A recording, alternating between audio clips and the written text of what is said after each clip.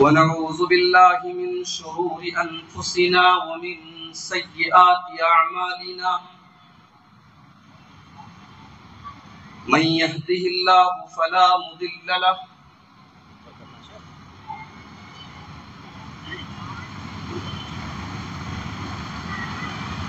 ومن يضلل فلا هادي له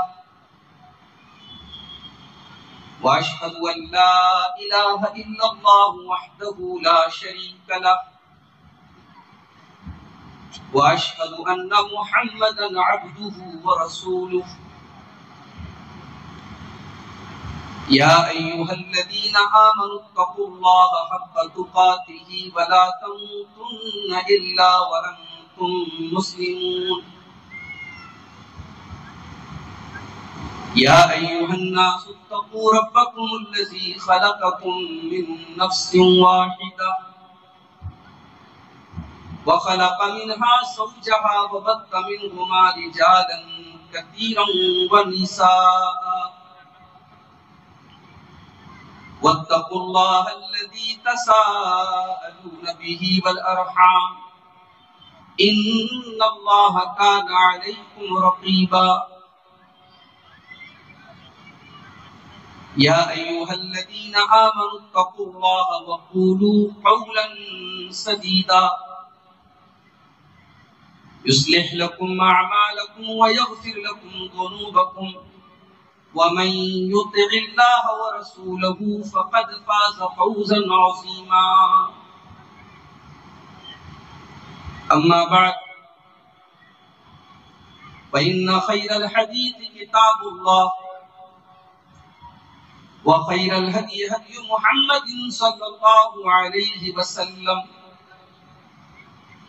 وشر الأمور محدثاتها وكل محدثة بدعة وكل بدعة ضلالة وكل ضلالة في النار أعوذ بالله من الشيطان الرجيم بسم الله الرحمن الرحيم من عمل صالحا من ذكر أو أنثى وهو مؤمن فلنحيينه حياة طيبة ولنجزينهم أجرهم بأحسن ما كانوا يعملون. معزز علماء کرام، محترم مہمانان گرامی، بزرگوں، نوجوان بھائیوں، پردہ نشین ماؤں اور بہنوں، پیارے بچوں، مالونی کی تمام اہل حدیث مساجد کے مشترکہ تعاون سے آج کا یہ شاندار پروگرام عصر کی نماز کے بعد سے چل رہا ہے اور بڑے خوبصورت انداز میں پروگرام اپنی منزل کو پہنچ رہا ہے۔ پروگرام کے ذمہ داروں نے مجھے عنوان دیا تھا نوجوان لڑکیوں کی برادری۔ جب یہ عنوان مجھے ملا تو میں نے کہا کہ یہ موضوع تھوڑا سا ون سائیڈڈ ہے۔ عام طور سے اس پر بات ہوتی ہے کہ مسلمان لڑکیاں بگڑ رہی ہیں، لیکن یہ بہت ہی کڑوی سچائی کہ لڑکیوں کے بگڑنے یا عورتوں کے بگڑنے میں مردوں کا کردار کوئی کم نہیں ہے۔ اگر آج مسلمان لڑکیاں بے راہ روی کا شکار ہیں، ابھی ہم سے پہلے شیخ یعقوب جامعی صاحب نے بھی تھوڑا سا اشارہ کیا تھا، ایک بہت بڑا مسئلہ جو چل رہا ہے مسلمان لڑکیوں کے ارتداد کا مسئلہ۔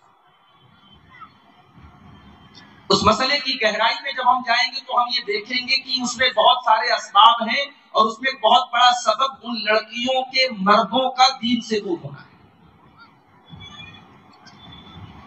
ایک گھر جہاں باپ کو دین سے کوئی مطلب نہ ہو، جب بھائی کو دین سے کوئی مطلب نہ ہو، جب ماں بے حیا ہو، جس گھر میں اسلامی حمیت و غیرت نام کی کوئی چیز نہ ہو، اس گھر میں اگر کوئی مسلمان لڑکی مرتد ہو رہی ہے، غلط راستے پر جا رہی ہے، تو کون سی حیرت کی بات ہے؟ قرآن کریم میں اللہ تعالیٰ نے حضرت مریم کا واقعہ بیان کیا، بڑی عبرت و نصیحت کی باتیں حضرت مریم کے واقعے میں ہیں۔ میں ایک پہلو کی طرف آپ کی توجہ لے کے جاؤں گا۔ حضرت مریم جب اپنی گود میں بچے کو لے کر کے گئی، اب ظاہر ہے کہ مریم تو سماج کے نظر میں کنواری ہے اور حقیقت میں وہ کنواری تھی، اور ان کی گود میں یہ بچہ تھا، تو سماج کے لوگوں نے جو کمنٹ کیا، جو جملہ استعمال کیا، اللہ تبارک و تعالیٰ نے جملے کو بیان کیا ہے قرآن میں۔ یا اخت ہارون ما کان ابوک امرأ سوء وما کانت امک بغیا، اے مریم تو نے اتنا بڑا پاپ کیسے کر دیا؟ تو ہارون کی بہن ہے، ایک نیک باپ کی بیٹی ہے، ایک باحیا ماں کی بیٹی ہے، نہ تیرا باپ بد کردار نہ تیری ماں بد کردار۔ اور مفسرین نے لکھا ہے کہ ان کے کوئی بھائی تھے حضرت مریم کی، جن کا نام ہارون تھا، وہ بھی بہت نیک انسان تھے۔ یہ حضرت موسیٰ کے بڑے بھائی ہارون نہیں، کوئی دوسرے ہارون نہیں۔ بھائی نیک ہے، ماں نیک ہے، باپ نیک ہے، تو کیسے بد کردار نکل گیا؟ اس میں بہت بڑا نکتہ ہے میرے بھائیوں۔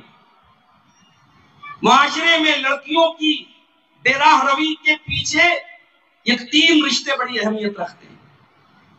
لڑکی کا بھائی کیسا ہے، لڑکی کا باپ کیسا ہے، لڑکی کی ماں کیسی ہے، ان کا کیریکٹر، ان کا کردار طے کرتا ہے لڑکیوں کے کردار۔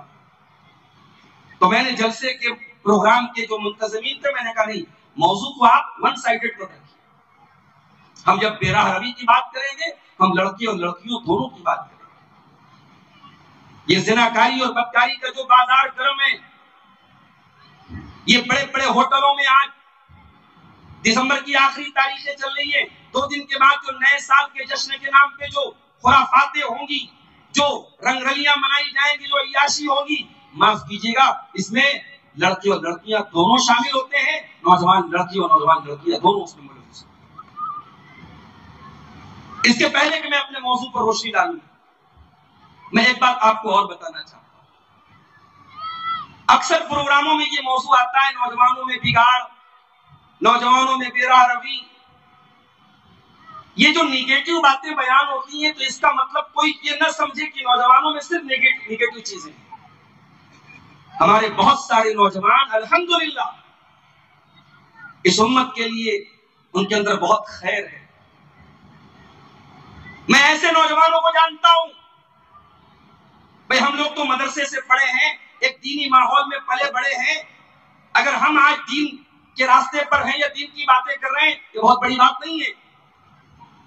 بڑی بات یہ ہے کہ ایک لڑکا، ایک نوجوان لڑکا، ایک نوجوان لڑکی ایک ایسے ماحول میں رہ کر جہاں ہر طرف بے حیائی ہو، بد کرداری ہو، بے دینی ہو، وہاں وہ اپنے دین پر قائم رہے، وہاں وہ حیادار بن کے رہے، وہاں با کردار بن کے رہے۔ یہ کمال کی بات ہے میرے بھائی۔ اور الحمدللہ اس دور میں، مادیت کے اس دور میں، برائی اور فواہش کی کثرت کے اس دور میں بھی بہت سارے نوجوان امت کے اندر ایسے موجود ہیں جن کے اندر اس دور میں بھی میرے بھائیوں بہت خیر ہے۔ بنارس کی سڑکوں پر ٹیکسی سے جا رہا تھا، میرا ایک مسلمان نوجوان مجھے ملا، بھرپور اس کے چہرے پر داڑھی تھی۔ بات ہی بات تو اس نے بتایا کہ اس داڑھی کی وجہ سے نفرت اور تعصب کا ملک میں جو ماحول بڑھ رہا ہے، اس داڑھی کی وجہ سے اسے کئی مرتبہ اپنا فائنینشیل لاس کرنا پڑا۔ کوئی آیا، کیب بک کی، اور جیسے ہی کیب ڈرائیور کو دیکھا کہ وہ مسلم ہے اور وہ بھی داڑھی والا ہے، فوراً گالی دے کر کے کہا کہ نہیں، مجھے تیرے ساتھ نہیں جانا ہے۔ دن بدن نفرت کے اس ماحول میں اس نوجوان نے نہ اپنا اخلاق چھوڑا، نہ اپنی دینی پہچان چھوڑی۔ یہ بڑی بات ہے میرے بھائی۔ کتنی ہماری مسلمان بہنیں بڑے بڑے کالجوں اور یونیورسٹیوں میں پڑھ رہی ہیں، اور ساری تعلیم انہوں نے پردے میں رہ کر کے حاصل کی، اور ایسا نہیں کہ راستے میں تو پردہ تھا اور کیمپس کے گیٹ کے اندر جانے کے بعد پردہ ختم ہو گیا، اس پردے کو انہوں نے کلاس روم تک برقرار رکھا، حتیٰ کہ جب ڈگری لینے گئی، گولڈ میڈل ملا ہے، وہاں پر بھی اللہ کی اس بندی نے اپنے آپ کو حجاب میں رکھا۔ اعتراض کرنے والوں نے اعتراض کیا، مگر اللہ کی ان بندیوں نے حجاب کو چھوڑنا گوارا نہ کیا، میڈل چھوڑ دیا، ڈگری لینا چھوڑ دیا، اپنی تعلیم کو داؤ پہ لگا دیا، مگر انہوں نے اپنے حجاب کو داؤ پہ نہیں لگایا۔ امت میں ایسی عورتیں بھی موجود ہیں، یہ ان کی حوصلہ شکنی ہوتی ہے اگر ان کی بات نہ کریں۔ یہ صحیح بات ہے کہ آج ایک بڑا طبقہ ہماری امت کے نوجوانوں کا آج غلط راستے پہ چل رہا ہے، غلط ٹریک پہ چل رہا ہے، بے راہ روی کا شکار ہے۔ اور آج کی اس تقریب میں چونکہ ہمارے بعد شیخ جلال الدین قاسمی حفظہ اللہ کا بھی خطاب ہونا ہے، اور ہمارے ہندو مذہب کے ایک رہنما سوامی لکشمی جی بھی آئے ہوئے ہیں، وہ بھی کچھ باتیں آپ کو بتائیں گے۔ ہمارے پاس محدود وقت ہے، میں کوشش کروں گا کہ اس موضوع کے کچھ اہم گوشے آپ کے سامنے میں پیش کر کے اپنی بات ختم کروں گے۔ نوجوانوں کی بے راہ روی کی اگر ہم بات کریں، سب سے بڑی جو بے راہ روی ہوتی ہے میرے بھائیوں، شریعت کی نظر میں، دین کی نظر میں، وہ عقیدے کی بے راہ روی۔ اگر آپ کا عقیدہ، اگر آپ عقیدے کے اعتبار سے گمراہی کے شکار ہیں، آپ کے عقیدے میں کمی ہے، اگر لا الہ الا اللہ پڑھنے کے بعد بھی آپ رب کی توحید کے مطلب کو نہیں جانتے ہیں، اللہ کو چھوڑ کے آپ نے کسی اور در کو اپنا حاجت روا اور مشکل کشا بنا کے رکھا ہے۔ آپ کے گھر میں بچوں کے بیمار ہونے پر ہاتھوں اور گلوں میں تعویذیں پہنی جاتی ہیں، اور آپ کے گھروں میں برکت کے لیے جو ہے قرآن کی آیتوں کے نقش بنا کے لٹکائے جاتے ہیں۔ میرے عزیزوں، میرے بھائیوں، اس کا مطلب یہ ہے کہ ہم نے اور آپ نے توحید کے مطلب کو نہیں سمجھا ہے۔ ہمارا سب سے بڑا کیپٹل، ایک مسلمان کی سب سے بڑی پونجی اس کی توحید ہے میرے پیارے ساتھی، اور توحید وہ امانت ہے میرے بھائیوں، اس کی حفاظت ہمیں مرتے دم تک کرنا ہے۔ وَلَا تَمُوتُنَّ إِلَّا وَأَنْتُمْ مُسْلِمُونَ، اے مسلمانوں تمہیں موت نہ آئے مگر اسی اسلام کی حالت میں، اسی توحید کی حالت میں، مرتے دم تک اس توحید کی حفاظت کرنا ہے۔ صحابہ کرام کی زندگیوں کو اٹھائیے، وہ سولی پر چڑھ گئے، وہ میدان جنگ میں شہید کر دیے گئے، ان کے بدن کے ٹکڑے ٹکڑے کر دیے گئے، مگر انہوں نے اللہ کی توحید سے کمپرومائز نہیں کیا۔ اس لیے کہ ہمارے کریشن کا پرپس، ہماری سرشتی کا ادیش، ہماری تخلیق کا مقصد اللہ رب العالمین کی توحید ہے۔ اللہ قرآن میں کہتا ہے وَمَا خَلَقْتُ الْجِنَّ وَالْإِنسَ إِلَّا لِيَعْبُدُونَ، میرے بندو ہم نے تمہیں پیدا کیا ہے اپنی توحید کے۔ مالک کا کی منشا یہ ہے، مالک کی مرضی یہ ہے، مالک کا حکم یہ ہے، ہمارا سر جھکے تو اس کے آگے جھکے، ہم حاجتیں پیش کریں تو اس کی بارگاہ میں کریں۔ اسی کا نام توحید ہے میرے پیارے ساتھیوں۔ اس توحید کے راستے میں آج ہمارے بہت سارے نوجوان آج اس معاملے میں وہ راہ راستے بھٹک چکے ہیں۔ یہ جتنے شرکی اڈے ہیں، یہ جتنے شرکی آستانے ہیں، ممبئی سے لے کر کے اتر پردیش سے لے کر کے بہار سے لے کر کے نارتھ سے ساؤتھ تک پورے ملک میں آپ چکر لگا لیں، شرک کے تمام اڈے کیوں آباد ہیں؟ یہ دو چیزوں سے آباد ہیں، ان کو عورتوں نے آباد کر رکھا ہے یا نوجوانوں کی کوششوں سے یہ آباد ہے۔ اگر نوجوان توحید کا مطلب سمجھ لے، اپنے ہاتھوں سے ان شرک کے آستانوں کو وہ چھوڑ دے میرے پیارے ساتھی۔ ہم نے صحابہ کرام کی جب ہم زندگیاں پڑھتے ہیں، بعد ایسے صحابہ کرام بھی ہیں، نوجوان صحابی، جنہوں نے جب اسلام کو قبول کیا تو انہوں نے اپنی قوم اور اپنے قبیلے میں جا کے جو شرک کے مظاہر تھے، جو شرک کے اڈے تھے، ان کو اپنے ہاتھوں سے جا کے ختم کیا۔ حضرت ابراہیم علیہ السلام ہمارے نوجوانوں کے لیے بہت بڑا آئیڈیل اور نمونہ ہے۔ قرآن کریم میں اللہ تعالیٰ نے جب ابراہیم علیہ السلام کا واقعہ بیان کیا، اللہ کہتا ہے کہ ابراہیم نے جب اپنی قوم کے بت خانے میں جا کر کے ان کے بتوں کو پاش کر دیا، اور قوم کے لوگوں نے کہا من فعل ھذا بآلہتنا انہ لمن الظالمین، کہ کس نے ہمارے معبودوں کے ساتھ یہ سلوک کیا ہے وہ بہت بڑا ظالم ہے۔ تو کسی نے کہا تھا قالوا سمعنا فتى یذکرهم یقال له ابراہیم، کسی نے کہا کہ ابراہیم نام کا نوجوان ہے، یہ اسی کی حرکت ہے۔ میرے پیارے ساتھیوں، ابراہیم خلیل اللہ 20-22 سال کے نوجوان اپنی جوانی کو اللہ کی توحید کی راہ میں لگاتے ہیں، اور آج ہمارا نوجوان توحید سے دور ہے۔ بڑے افسوس کی بات ہے، آج ہماری نوجوان لڑکیوں کے بارے میں ہم اس بات پر ڈسکس کریں، ہم اس بات پر وچار کریں اور غور کریں کہ ہماری مسلمان لڑکیاں مرتد کیوں ہو رہی ہیں۔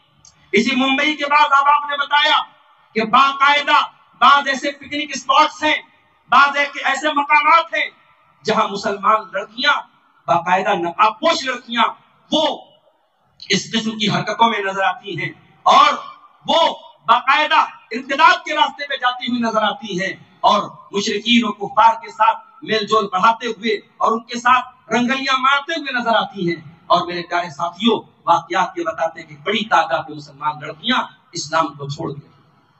اس کی وجہ کیا ہے؟ کیا اسلام اتنی معمولی نعمت ہے کہ اسلام کو کسی کے پیار اور محبت کے نام پہ چھوڑ دیا جائے؟ نہیں میرے پیارے ساتھیوں، اسلام دنیا کی سب سے عظیم نعمت ہے۔ اس نعمت کو پانے کے لیے صحابہ کرام نے سب کچھ قربان کر دیا، اس نعمت کی حفاظت میں صحابیات نے اپنی جان دے دی، اور آج اس دنیا کی جھوٹی محبت کے لیے اور پیار اور محبت کے نام پر ایک مسلمان لڑکی اگر ایمان کی نعمت کو گنوا رہی ہے تو یہ پوری قوم کے لیے لمحہ فکریہ ہے، ہمیں اس پر غور کرنے کی ضرورت ہے۔ تو یہ سب سے بڑی بے راہ روی ہے، ایمان کی بے راہ روی، عقیدے کی بے راہ روی۔ اسی لیے نبیوں نے اپنی قوموں کو سب سے پہلے توحید کا درس دیا۔ حضرت لقمان نے سب سے پہلے اپنے بچے کو یا بنی لا تشرک باللہ، اے میرے بچے اللہ کے ساتھ شرک مت کرنا۔ سب سے پہلے میرے پیارے ساتھیوں، ہمارے نوجوانوں کو اپنی توحید اور اپنے ایمان کی حفاظت کرنا پڑے۔ اور آگے بڑھیے، توحید کے ساتھ ساتھ ہمیں ایک چیز کا اور خیال کرنا ہے۔ پیارے نبی صلی اللہ علیہ وسلم نے اپنے صحابہ کرام کو جس راستے پر چھوڑا تھا، اسی راستے کو منہج صحابہ کہا جاتا ہے، اسی راستے کو منہج سلف کہا جاتا ہے۔ وہی منہج حق ہے، وہی وہ راستہ ہے جس کے بارے میں اللہ کے پیارے حبیب نے فرمایا، ترکتکم علی المحجۃ البیضاء لیلھا کنہارھا لا یزیغ عنھا بعدی الا ھالک۔ میں تم کو ایسے راستے پہ چھوڑ کے جا رہا ہوں جو بالکل کلیئر راستہ ہے، بالکل روشن راستہ ہے، اور یہ راستہ 24/7 بالکل کلیئر رہے گا، اور اس راستے سے جو ہٹے گا وہ گمراہ ہوگا۔ آج امت کا ایک بڑا طبقہ، نوجوان لڑکوں اور لڑکیوں کا ایک بڑا طبقہ بدعات میں مبتلا ہے۔ میرے پاس ابھی واٹس ایپ پر کچھ دنوں پہلے ایک ویڈیو آیا تھا، ایک بریانی کی دیگ کے آگے ایک مسلمان عورت باقاعدہ طواف کر رہی ہے، سجدے کر رہی ہے، اور اس کے بعد دیگ کا ڈھکن کھولا جاتا ہے۔ یعنی شرک اور بدعت کی غلیظ ترین قسمیں آج مسلم معاشرے میں پائی جا رہی ہیں۔ بدعت و خرافات کی ایسی شکلیں اور شرک کے ایسے مظاہر ہمارے معاشرے میں ملتے ہیں کہ اللہ کی پناہ ہے۔ امت کی انرجی، امت کا پیسہ، امت کے نوجوانوں کی طاقت آج بدعات پر خرچ ہو رہی ہے۔ مسلمانوں کی بستیوں میں چلے جاؤ، کتنے تہوار ایسے ہیں جن کا ثبوت نہ قرآن سے ہے، نہ سنت سے ہے، نہ دور صحابہ سے ہے، اور آج مسلمانوں کی پہچان بن چکے ہیں وہ تہوار۔ بدعات کے کتنے کام ہیں جو مسلمانوں کا شعار بن چکے ہیں۔ یاد رکھو میرے پیارے ساتھیوں، اس دور میں یہ وہی دور ہے جس دور کے بارے میں اللہ کے نبی نے فرمایا، بدا الاسلام غریبا وسیعود کما بدا غریبا۔ اسلام جب شروع ہوا تھا تو اجنبی تھا، اور اسلام آگے چل کر کے پھر سے اجنبی بن جائے گا۔ ہم اس دور میں زندگی گزار رہے ہیں جس دور میں صحیح منہج پر چلنے والے اجنبی بن جائیں گے، سنت پر چلنے والے اجنبی بن جائیں گے۔ بدعات کی اتنی کثرت ہو جائے گی، آپ سنت کا نام لیں گے آپ کو گستاخ کہا جائے گا، آپ توحید کی بات کریں گے آپ کو گستاخ اولیاء کہا جائے گا۔ اس دور میں میرے پیارے ساتھیوں، میرے نوجوانوں، ہمیں اور آپ کو اسی منہج کو تھامنا ہے۔ بہت افسوس ہوتا ہے جب ہم سنتے ہیں ہمارے شیخ سرفراز فیضی صاحب اس پروگرام کے ناظم اجلاس ہیں، الحمدللہ یہ بھی بہت سارے علاقوں کا دورہ کرتے ہیں، ہم ملک کے مختلف علاقوں کا دورہ کرتے ہیں، ہم لوگ یہ بات محسوس کرتے ہیں کہ آج ہمارے نوجوانوں کے منہج پر حملہ کرنے کے لیے بڑی منظم سازشیں ہوتی ہیں۔ مسلمان نوجوان، اور ایک قدم اور آگے بڑھ کے کہوں اہل حدیث نوجوان، سلفی نوجوان، اس کو ٹریپ کرنے کے لیے، اس کو جال میں پھنسانے کے لیے کہیں انکار حدیث کا فتنہ ہے، کہیں شکیل بن حنیف کا فتنہ ہے، کہیں خارجیت اور اخوانیت کا فتنہ ہے، اور اس دور کا ایک بہت بڑا فتنہ کہ صاحب میرا کوئی مسلک نہیں ہے، میرا کوئی مسلک نہیں ہے، میں مسلمان ہوں، میں علمی ہوں، میں کتابی ہوں، میں کسی بابا کو نہیں مانتا۔ یعنی اہل حدیث پر یہ الزام لگانا کہ صاحب یہ بابائیت کی دعوت دیتے ہیں۔ میرے بھائیوں، اہل حدیث تو نام ہے اسی بات کا، ہم نے بڑے بڑوں کے در کو چھوڑا ہے، اس در کو تھامنے کے بعد، مصطفیٰ کے در پہ تھامنے کے بعد ہم نے بڑے بڑے ائمہ اور فقہا کے در کو چھوڑا ہے میرے ساتھیوں۔ ہم نے بڑے بڑے ائمہ کی اقوال اور ان کے موقف کو بڑے احترام کے ساتھ ہم نے یہ کہہ کر کے چھوڑا ہے کہ ہمارے سامنے روشن دلیل موجود ہے، ہمارے سامنے کتاب و سنت کا نص موجود ہے۔ اگر آج اس دور میں کوئی اہل حدیث کی دعوت کو بھی گمراہی کی دعوت کہتا ہے، یا کوئی اپنے آپ کو اہل حدیث کہنے سے کتراتا ہے یا کوئی اہل حدیث کو بدترین فرقہ کہتا ہے اور ہمارا نوجوان اس کو اپنا آئیڈیل مانے، ہمارا اہل حدیث نوجوان اس کے اسٹیٹس اپنے موبائلوں پر لگائے، اس کو اپنا پیشوا سمجھے، اس کی باتیں کرے، تو یہ افسوس کی بات ہے۔ اس کا مطلب کہ ہم نے اپنے منہج کو نہیں سمجھا۔ یاد رکھو، نبی کا جو منہج ہے، صحابہ کا جو منہج ہے، وہ 2024 میں کسی نے بیان نہیں کیا۔ یہ نبی کے دور سے لے کر نسل بعد نسل، جیلن بعد جیلن، جنریشن بائی جنریشن یہ منہج قائم رہا، یہ مسلک قائم رہا، یہ دعوت قائم رہی۔ ابن تیمیہ اسی کے دائی، شیخ الاسلام محمد بن عبد الوہاب اسی کے دائی، ہندوستان میں شاہ اسماعیل شہید اسی کے دائی، میاں صاحب نذیر حسین محدث دہلوی اسی کے دائی۔ یہ بڑے بڑے ہمارے اکابر ہیں، ہمارے اسلاف ہیں، یہ اسی منہج کے دائی رہے ہیں۔ ہاں، شخصی طور پر کسی کا کوئی موقف، کسی کا کوئی مسئلہ، کسی کی کوئی بات اگر کبھی غلط رہی، یہ اہل حدیث کا اسٹیج رہا، یہ اہل حدیث کا پلیٹ فارم رہا کہ اپنے بڑے بڑے اکابر کی بھی اگر کوئی بات غلط پائے گی دلیل کی روشنی میں، ہم نے احترام تو کیا ہے، ہم نے تعظیم تو کی ہے، مگر ان کے اس موقف کو قبول نہیں کیا ہے، اور یہ ہمارے منہج کی خاصیت رہی ہے۔ میرے پیارے ساتھیوں، آج کچھ ایسے لوگ بھی پیدا ہو رہے ہیں جو اہل حدیث کی دعوت کو بھی باطل قرار دے رہے ہیں، اور وہ اپنے آپ کو ایک نیا مسلک اور نیا منہج لے کر کے آئے ہیں۔ یاد رکھو، اس کا مطلب یہ ہوا کہ جو آج نیا منہج لے کے آیا ہے، مثال کے طور پر ایک نیا منہج آیا ہے کہ صحابہ کرام کے درمیان ہونے والے جھگڑوں اور ان کے مشاجرات کو کلیدہ جائے، ان پر فتوے لگائے جائیں، صحابہ کرام میں کیٹیگرائزیشن کیا جائے۔ یہ جو نیا فتنہ کھڑا ہوا ہے، یاد رکھو، نبی نے فرمایا لا تزال طائفة من امتی ظاہرین علی الحق، میری امت کا ایک گروہ ہر دور میں حق پر رہے گا۔ میں کہتا ہوں یہ گروہ اس کے پہلے کہاں تھا؟ یہ اپنے آپ کو علمی اور کتابی کہنے والا اور صحابہ کرام پر کیچڑ اچھالنے والا یہ دور، یہ گروہ، یہ پہلے کہاں تھا؟ یہ پہلے تھے تو رافضیوں کے بھیس میں تھے، یہ پہلے تھے تو خارجیوں کے بھیس میں تھے، یہ سلفیوں کے صف میں آ کر کے اپنے آپ کو صحیح منہج پہ کہنے والے صحابہ کرام پر اگر کوئی کیچڑ اچھالے، میرے پیارے ساتھیوں، وہ سب کچھ ہو سکتا ہے، صحیح منہج پہ نہیں ہو سکتا ہے۔ ہمیں منہج حق کو بھی پہچاننا پڑے گا۔ منہج کا بگاڑ، منہج کا انحراف اور صحابہ کرام کے اور رسول کے طریقے سے ہٹنا، یہ اس دور کی بہت بڑی بے راہ روی ہے۔ اس کا بھی ہمیں علاج کرنا ضروری ہے، اور اس کا علاج کہاں ہے؟ اس کا علاج ہے علماء حق کے ساتھ جڑنا، اس کا علاج ہے قرآن و حدیث سے جوڑنے والے اوتھینٹک اور معتبر اور مستند علماء کے ساتھ اپنے آپ کو جوڑنا۔ علماء کے ساتھ اپنا تعلق جوڑیں گے آپ، تبھی آپ اس منہج پر انشاءاللہ قائم رہیں گے اور آگے بڑھیں گے۔ ہمارے نوجوانوں کے اندر بے راہ روی کا ایک بہت بڑا معاملہ یہ بھی ہے، ہمارے بہت سارے نوجوان، ان کی زندگی انجوائمنٹ کا نام ہے۔ ان کی زندگی کیا ہے؟ کھاؤ کماؤ انجوائے کرو، کچھ بھی کرو، کچھ بھی کھاؤ، کچھ بھی پیو۔ نہ کمائی کے سلسلے میں احتیاط ہے کہ کہاں سے پیسہ کما رہے ہیں، نہ خرچ کرنے کے سلسلے میں احتیاط ہے کہ کہاں خرچ کر رہے ہیں۔ میرے نوجوان بھائیو، یاد رکھو، یہ مال اللہ کی امانت ہے، یہ زندگی اللہ کی امانت ہے۔ یہ مال آپ نے کہاں سے کمایا، اس کا بھی حساب دینا پڑے گا، اور مال کہاں خرچ کیا، اس کا بھی حساب دینا پڑے گا۔ اللہ کے پیارے حبیب فرماتے ہیں لا تزول قدم ابن آدم من عند ربه یوم القیامہ حتی یسأل عن خمس، قیامت کے دن انسان اپنی جگہ سے ہل نہیں پائے گا جب تک 5 سوالوں کا جواب نہ دے دے۔ اور یہ 5 سوال کا جواب میرے نوجوان ساتھیوں ہر شخص کو دینا ہے، ہر انسان کو دینا ہے، مجھے بھی دینا ہے اور آپ کو بھی دینا ہے۔ عن عمره فیما افناه وعن شبابه فیما ابلاه وعن ماله من اين اكتسبه وفيما انفقه وماذا عمل فيما علم۔ اللہ کے نبی فرماتے ہیں 5 سوال ہوں۔ پہلا سوال، زندگی کہاں گزاری؟ 60 سال کی 70 سال کی زندگی تو نے کہاں گزاری؟ دوسرا سوال، 70 سال کی زندگی میں جو 20 سے 40 سال کا دور تھا، جو جوانی کا دور تھا، وہ تو نے کہاں گزارا؟ تیری جوانی کہاں گزری؟ میری بہنوں، بڑے ادب اور احترام کے ساتھ آپ سے بھی کہنا چاہتا ہوں، جب آپ گھر سے نقاب پہن کے نکلتی ہیں، جب بغیر نقاب کا کوئی عورت نکلتی ہے، وہ کیا پہنتی ہے، کیا کھاتی ہے، کہاں جاتی ہے، دنیا کو اتنا مطلب نہیں رہتا ہے، مگر جب ایک عورت نقاب پہن کے نکلتی ہے، وہ نمائندگی کرتی ہے، وہ ریپرزینٹ کرتی ہے اسلام کو۔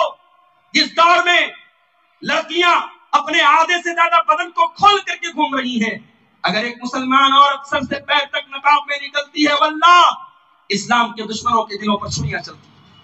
آپ فیس بک پر جا کے دیکھیں، نقاب کا کتنا گندا گندا مذاق اڑایا جاتا ہے، نقاب پر کتنے گندے گندے میمز بنائے جاتے ہیں، نقاب پوش عورتوں کے تعلق سے کتنے گندے گندے جوکس بنائے جاتے ہیں۔ میری بہنوں، آپ کا نقاب آپ کو نہیں، آپ کے دین کو ریپرزینٹ کرتا ہے۔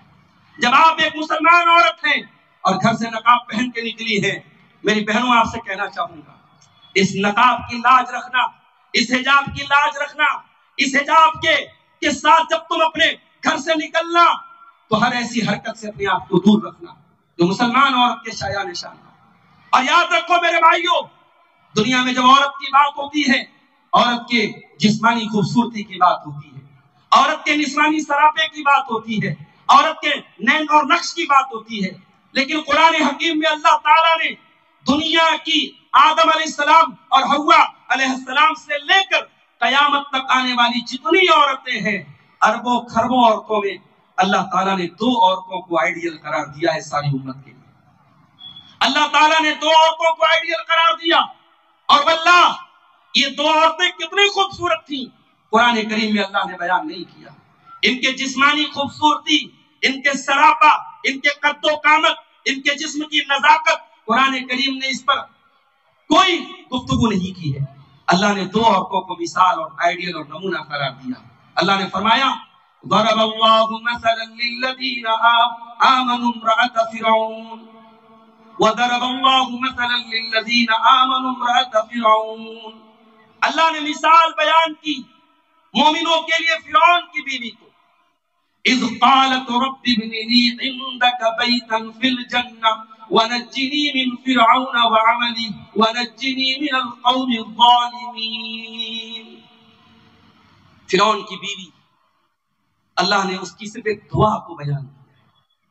اللہ نے کہا فرعون کی بیوی آئیڈیل ہے، کیوں آئیڈیل ہے؟ اللہ نے کہا اس کی ایک دعا بیان کر رہا ہوں، اس دعا پر غور کر لو، سمجھ میں آ جائے گا کیوں آئیڈیل ہے۔ فرعون جیسے ظالم کی بیوی، جن کا نام مفسرین نے لکھا کہ حضرت آسیہ تھا۔ آسیہ جب ایمان لائیں، فرعون نے بڑے ظلم و ستم ڈھائے تھے اللہ کی اس بندی پر، مگر اللہ کی اس بندی نے اپنے ایمان کو بچایا، اپنی توحید کو بچایا، اپنا عیش و آرام قربان کر دیا، اپنا محل قربان کر دیا، اپنی لگزریس لائف قربان کر دی۔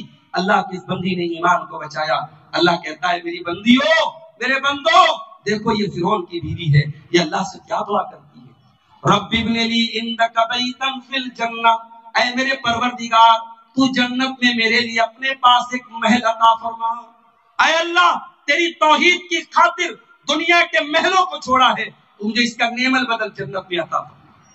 میرے بھائیوں، میری بہنوں، یہ دنیا کی خوبصورتی جس کے پیچھے بھاگ رہے ہو اور بھاگ رہی ہو، دنیا کی نعمتیں، دنیا کی لذت، دنیا کا عیش و آرام، قرآن ایک جملے میں بیان کرتا ہے ما عندکم ینفد وما عند اللہ باق۔ اے میرے بندو، دنیا کی ہر چیز کی ایک ایکسپائری ڈیٹ ہے۔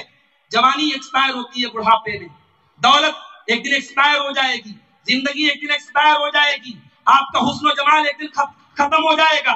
دنیا میں ہر چیز کی ایکسپائری ہے، لیکن اللہ کے پاس جو نعمتیں ہیں وہ کبھی ایکسپائر نہیں ہوگی۔ ما عندکم ینفد، تمہارے پاس جو کچھ ہے سب ایکسپائر ہو جائے گا، وما عند اللہ باق، اور جو اللہ کے پاس ہے وہ فار ایور ہے، وہ ہمیشہ رہے گا۔ اللہ کے پاس جو نعمتیں ملے گی ان کی کوئی ایکسپائری نہیں ہے۔ میری بہنوں، میرے بھائیوں، وہاں کی نعمتوں کی فکر کرو جو پرماننٹ ملیں گی۔ یہ خوبصورتی، یہ گناہوں کی لذت، یہ دنیا کی رنگینی اور دولت، یہ چند دن رہے گی پھر ختم ہو جائے گی۔ فرعون کی بیوی نے سب قربان کر کے کہا کہ اے اللہ اپنے پاس مجھے تو محل عطا فرما، ونجنی من فرعون وعملی، اور مجھے فرعون سے نجات عطا فرما اور ظالموں سے نجات عطا فرما۔ ایک آئیڈیل ہے فرعون کی بیوی، اور دوسری آئیڈیل کون ہے؟ وَمَرْيَمَ ابْنَتَ عِمْرَانَ الَّتِي أَحْسَنَتْ فَرْجَهَا فَنَفَخْنَا فِيهِ مِنْ رُوحِنَا وَصَدَّقَتْ بِكَلِمَاتِ رَبِّهَا وَكُتُبِهِ وَكَانَتْ مِنَ الْقَانِتِينَ۔ اور اے مسلمانوں، دوسری عورت جو آئیڈیل ہے تمہارے لیے وہ مریم بنت عمران ہے۔ مریم کی خاص بات کیا ہے؟ مریم کی کوالٹی کیا ہے؟ اللہ نے کہا مریم نے اپنی شرمگاہ کی حفاظت کی۔ اللہ اکبر۔ اللہ نے 2 عورتوں کو بھی امت کے لیے آئیڈیل قرار دیا، ایک نے ایمان کو بچایا، ایک نے آبرو کو بچایا۔ جس نے ایمان کو بچا لیا اور جس نے آبرو کو بچا لیا، اللہ نے ان 2 عورتوں کو آئیڈیل بنا دیا۔ میرے بھائیوں، میری بہنوں، آج کا نوجوان، آج کی نوجوان لڑکیاں اور لڑکے ان 2 عورتوں کو اگر اپنا آئیڈیل اور نمونہ بنا لیں کہ ہمیں اپنے ایمان کو بچانا ہے اور اپنے دامن کو گناہوں سے بچانا ہے، کروڑوں عورتوں میں اگر کوئی عورت یہ سمجھے، کوئی مرد یہ سمجھے یہ کام تو عام ہے، یہ کام کرنے والے کروڑوں کی تعداد میں ہیں، اگر میں نے کر لیا تو کون سی بڑی بات ہے؟ ارے اگر تو نے اپنے ایمان کو بچایا، تو نے اپنے کردار کو بچایا، تو تو دیکھ دنیا کی کروڑوں عورتوں میں اللہ تعالیٰ نے کیسے مریم اور آسیہ کا انتخاب کیا ہے۔ تو بھی اللہ کا منتخب بندہ اور بندی بنے گا۔ اپنے کردار کی حفاظت کرو میرے بھائیوں، اور اپنے ایمان کی حفاظت کرو۔ آج ہمارے نوجوانوں کا مسئلہ یہی ہے، ان کی زندگی کا کوئی ٹارگٹ اور مقصد نہیں ہے، انہوں نے اپنی زندگی کے مقصد کو پہچانا ہی نہیں ہے، کھانا کمانا اور انجوائے کرنا ہے۔ نہیں میرے بھائیوں، ہماری زندگی کا مقصد اللہ کو راضی کرنا ہے۔ وہ اللہ نے فرمایا وَمَا خَلَقْتُ الْجِنَّ وَالْإِنسَ إِلَّا لِيَعْبُدُونَ، تمہاری زندگی کا مقصد میری توحید ہے۔ اللہ نے فرمایا قُلْ إِنَّ صَلَاتِي وَنُسُكِي وَمَحْيَايَ وَمَمَاتِي لِلَّهِ رَبِّ الْعَالَمِينَ، اے نبی آپ کہہ دیجئے میری نماز اللہ کے لیے، میری قربانی اللہ کے لیے، میرا جینا اللہ کے لیے، میرا مرنا اللہ کے لیے، میری زندگی کا مقصد تیرے دین کی سرفرازی، میں اسی لیے مسلمان، میں اسی لیے نمازی۔ میرے نوجوان ساتھیوں، میری بہنوں، اپنی زندگی کے مقصد کو پہچانو اور آگے بڑھیے۔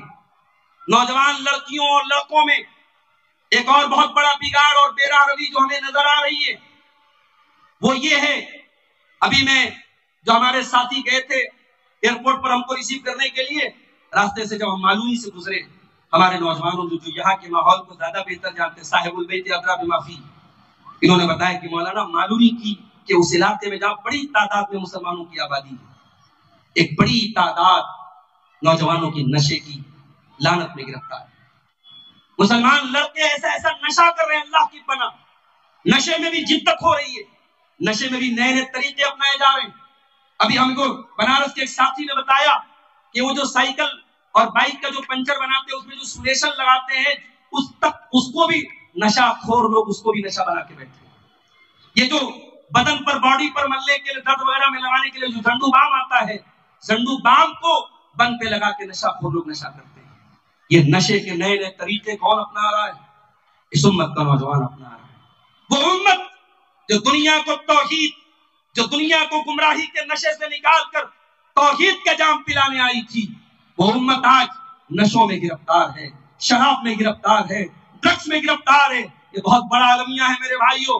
جو نوجوان نشے کی لعنت میں گرفتار ہوتا ہے وہ پھر کسی کام کا نہیں رہتا، اس کی نہ وہ اپنی بیوی کے لائق رہتا ہے، نہ ماں باپ کی خدمت کے لائق رہتا ہے، نہ کوئی کام کرنے کے لائق رہتا ہے۔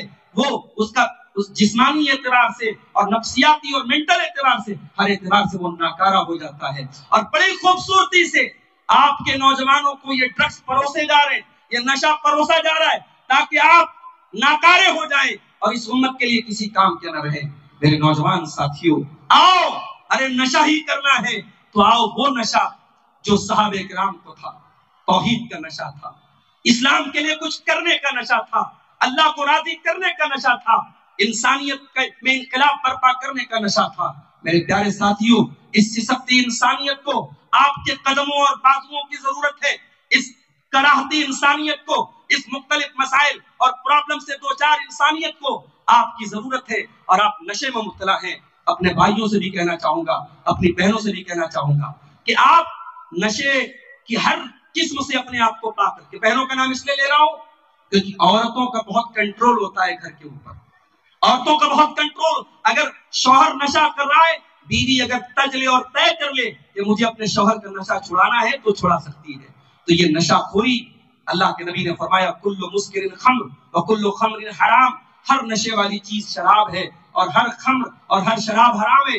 جس امت میں شراب کی، جس دین میں شراب کی ہر قسم کو حرام قرار دیا گیا، اس امت کا نوجوان آج نشہ خوری کر رہا ہے۔ یہ بہت بڑا لمحہ فکریہ ہے، اس پر ہمیں غور کرنے کی ضرورت ہے۔ اور آگے بڑھیے، بے راہ روی کی جب بات آئی ہے تو ایک بے راہ روی ہمیں اور نظر آ رہی ہے۔ رسم و رواج، شادی بیاہ میں آج آپ کے اس علاقے میں اتر پردیش اور بہار کے بھی بہت سارے لوگ رہتے ہیں۔ میں اتر پردیش میں رہتا ہوں، بنارس میں رہتا ہوں، تو یو پی اور بہار کے مختلف علاقوں میں بھی جاتا ہوں۔ آج افسوس کی بات یہ ہے کہ آج ہماری شادی بیاہ رسم و رواج کی مختلف بندشوں سے بھرے پڑے۔ ابھی یو پی کے 2 واقعات دیکھ کر کے بڑی تکلیف ہوئی۔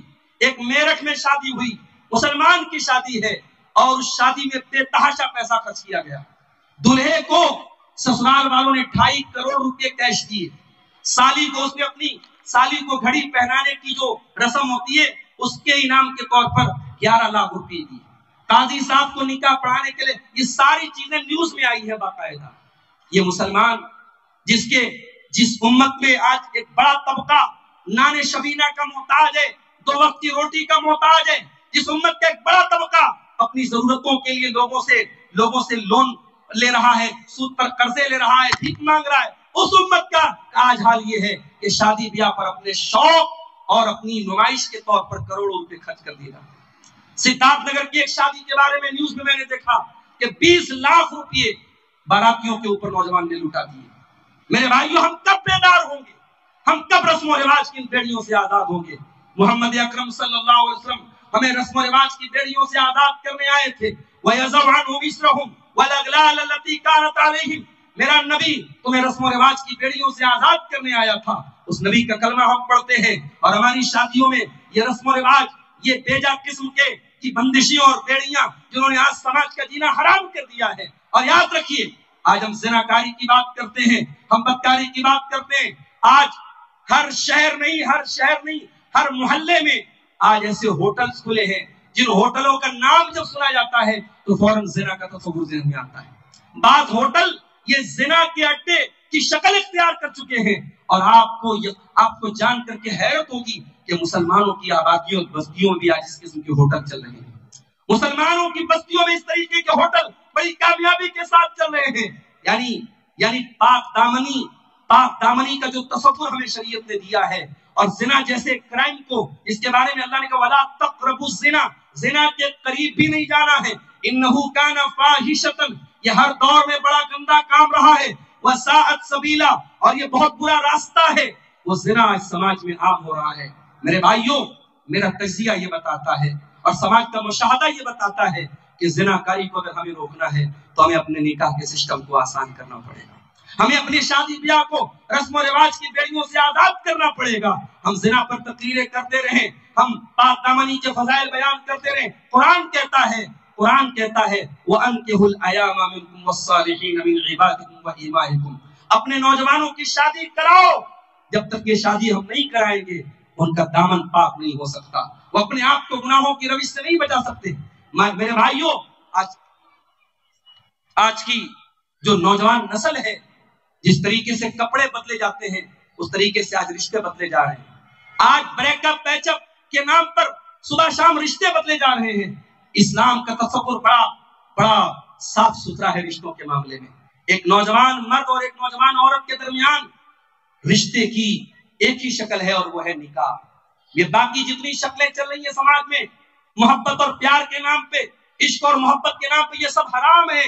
और आज बड़े अफसोस की बात है कि बड़े धड़ल्ले से की चल रही है और इनको बाकायदा प्रमोट किया जा रहा है सोशल मीडिया के जरिए, वेब सीरीज के जरिए, इंस्टाग्राम के जरिए।